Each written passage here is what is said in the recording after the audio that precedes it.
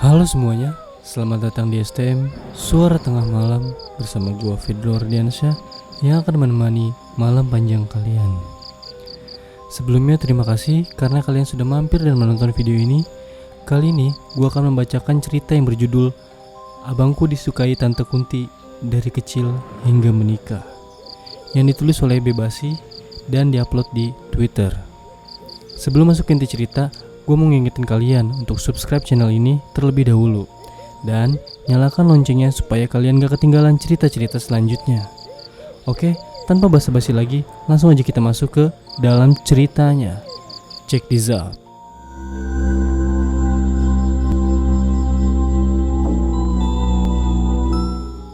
Kisah ini berdasarkan cerita dari mulut abang gue dan keluarga gue sendiri. Gue sampai hafal banget karena tiap tahun pasti kalau ngumpul ada aja cerita horor yang gue denger. Dan cerita abang gue yang disukai sama Tante Kunti ini gak pernah absen karena keluarga gue yang jadi saksi kejadiannya. Sebelumnya gue ceritain keluarga gue secara singkat dulu.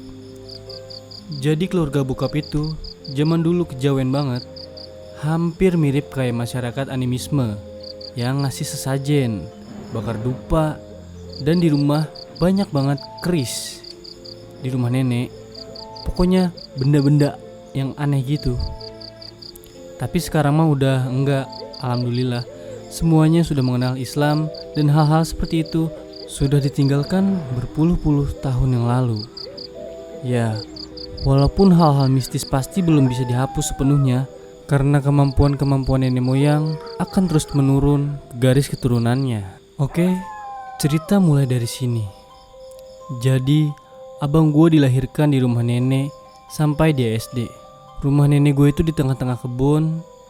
Jarak antara tetangga itu bisa 50-100 meter. Bisa dibayangin dong, udah mah rumah zaman dulu di tengah kebun, penerangan masih minim, gak punya tetangga pula. Masih inget banget zaman gue masih kecil, suka guling-guling di rumput, manjat pohon, karena emang kebun banget. Pohon di mana-mana, jalanan aja masih sempit, terus bebatuan gitu. Boro-boro aspal, udah nggak becek aja nih, kayak bersyukur banget. Jadi waktu itu abang gue malam-malam beli jajan ke warung. Jalan kaki menyusuri jalan gelap yang sempit, ngelewatin pohon-pohon sendirian, dan itu jauh. Waktu jalan pulang, abang gua ngerasa aneh. Tik, ada yang lempar batu. Tik, ada yang lempar batu lagi. Reflekslah abang gua untuk lari, dan pas ngeliat ke atas, ternyata ada Tante Kunti lagi terbang ngikutin dia dari tadi. Abang gua lari makin kenceng, Tante Kunti pun gak mau kalah kenceng. Kemudian mereka balapan. Nggak balapan juga sih, karena jarak dari warung ke rumah nenek yang lumayan jauh, dan posisi abang gue yang sendirian banget di antara kegelapan itu, dia lari kayak orang gila. Kenceng sekenceng-kencengnya, kayak orang lagi dikejar setan. Pokoknya dia bilang dia masih inget banget kejadian itu. Waktu dia lari ngeliat ke atas, itu Kunti ngejar terus. Rambutnya panjang banget, bajunya lusuh. Gue tanya, mukanya gimana bang? Dia jawab gak kelihatan, ketutup rambut. Pas sudah sampai rumah, abang gue teriak-teriak. Posisi ruang TV yang lagi ramai langsung pada ikut panik. Ada apa woi? Ada apa? Ditanya gitu. Dia jawab ada kuntilanak yang ngikutin dia. Akhirnya nenek gue keluar, ngeliat sekitar, gak ada. Kuntilanaknya udah pergi, udah aman, dan abang gue ditenangin. Waktu kejadian ini, kakek udah gak ada. Jadi di rumah cuma ada nenek yang emang pinter gitu. Terus nyokap, bokap dan abang, di sini gue belum lahir. Sementara anak nenek gue yang lain pada merantau.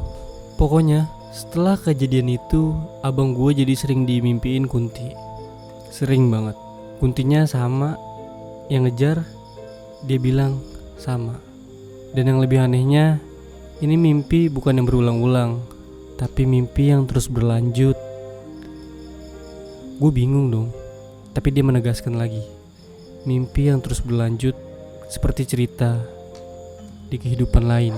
Setelah kejadian dikejar Kunti, beberapa hari kemudian abang gue mau mandi. Dan di rumah nenek gue itu masih pakai sumur manual gitu, yang harus ditimba pakai ember dan dikerek. Sumurnya persis kayak gitu, posisi di belakang rumah, di luar.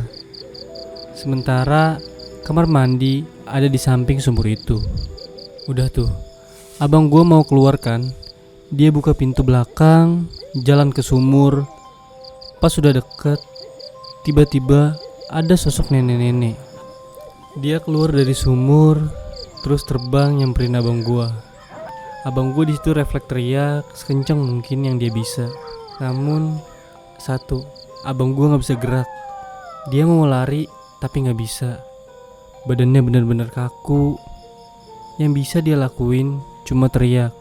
Denger abang gue teriak, nenek gue yang kebetulan lagi di dapur langsung ambil sapu lidi dan lari nyamperin. Nenek gue bilang, "Woi, pergi! Jangan ganggu cucu saya."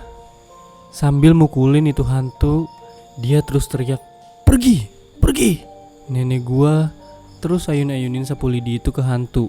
Sementara abang gua masih diam di tempat, benar-benar belum bisa bergerak. Sumpah, ini kejadian yang paling abang gua gak bisa lupain. Benar-benar jelas, nenek-nenek itu tiba-tiba muncul dari lubang sumur, terbang dan nyamperin abang gua. Setelah nenek gue berusaha dengan sekuat tenaga ngusir, akhirnya itu nenek hantu hilang. Ya, itu hantu nenek terbang ke atas lalu hilang gitu aja.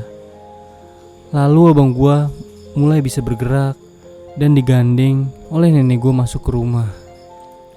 Beberapa tahun kemudian, nyokap dan bokap gue pindah dari rumah nenek, bikin rumah sendiri.